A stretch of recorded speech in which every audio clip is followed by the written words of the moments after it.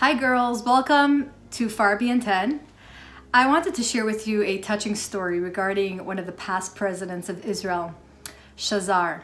So Shazar was a chassid and he was making his way to America, and he wanted to invite the Rebbe to his hotel room so that they could have a conversation and they could meet each other. And the Rebbe kindly declined his offer and said he would love to meet with him, but he would meet with him in his office in 770. So with much negotiations and much talk with the Israeli government, they finally gave Shazar the permission to go to 770 and meet with the Rebbe. And when he walked into the Rebbe's room, the Rebbe looked at him and the Rebbe told him that, you see this desk that we're sitting near? This desk I inherited from my father-in-law, the Frierdiker Rebbe. And this desk has the power and the ability to take and uplift heavy hearts from people and to ease their pain. And therefore, when I meet people, I meet them in this room with this table. Girls, Yeshvat is approaching. And imagine if we had the ability to have someone that we can turn to, someone that we can have as a guidance, to know that whenever we have something that's lying on our heart, we can turn to them for some help. We could turn to them to uplift the burden and ease a little bit of the pain. In the past couple of years, over the Rebbe's leadership, when the Rebbe accepted leadership starting from Yeshvat, the Rebbe had a very, very personal request. It wasn't a suggestion, it was actually a plea.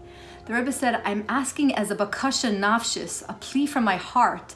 Please acquire for yourself a mentor. Get for yourself a trainer, a personal trainer, a mashpia, someone that you can turn to, someone that you can help to get guidance from. This is the person that brachas will flow through in your life.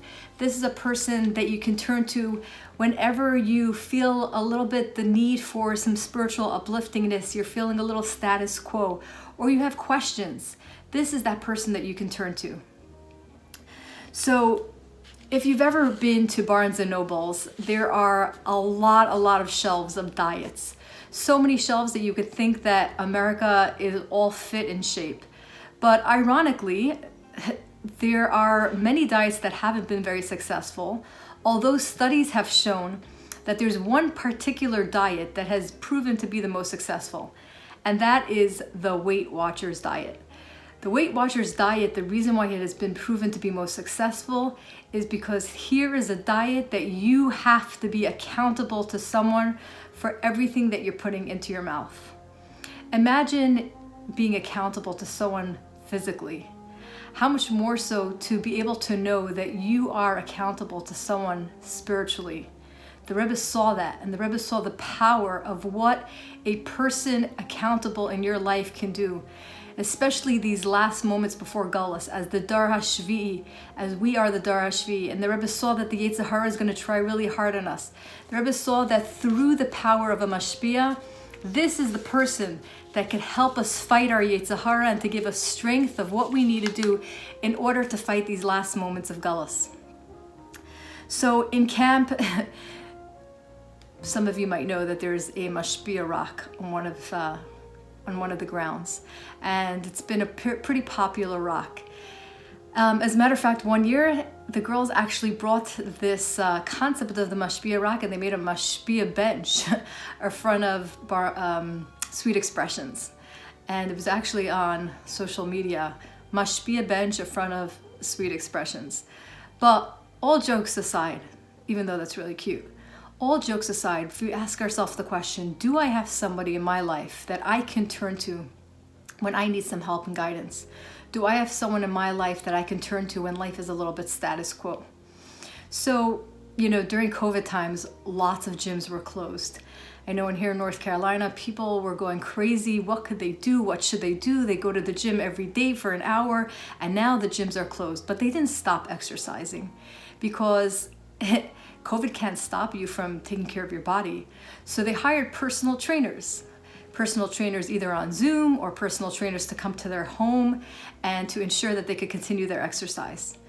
Now, if we're training ourselves to tone every part of ourself physically, begashmias, how much more so do we need a personal trainer to be able to ensure us that our ruchnius is well taken care of, to ensure that our Yehudis Hashem is in sync, to ensure that we're working on our midas, and that the things that we're learning and when we're learning, we're being inspired about it. That's our personal trainer. So practically speaking, how do I find the person?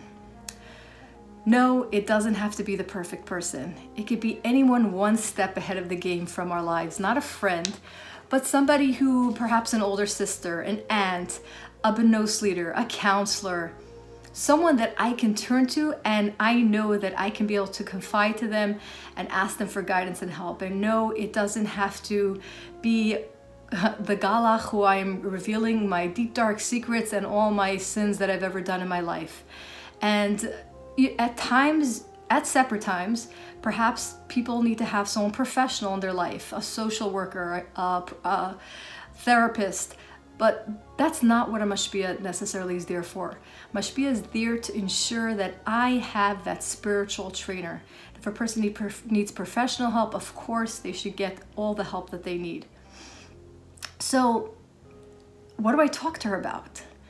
Well, I think that in every stage in life, depending on where I'm holding, that's what the conversation will be. So perhaps in high school will be how to ensure I'm making good friends, how to ensure that I'm not being fazed by peer pressure, helping me have my strengthen my relationship with my parents or my siblings. These are conversations perhaps in high school, how to make my learning in school and out of school a little bit more meaningful so that I can enjoy what I'm learning and I can internalize it. As you go off to seminary, making the right choices, which seminary, and when I'm in seminary, how do I ensure that my inspiration doesn't die down when I'm coming back to the States or wherever I am? As I'm dating, marriage, each stage in its life has its own questions that you might have for your mashpia, and it doesn't mean that every single stage in life I have to have the same mashpia, because as we grow spiritually, our mashpia might be able to grow. And no, it's not a marriage that I have to have the same person throughout my life.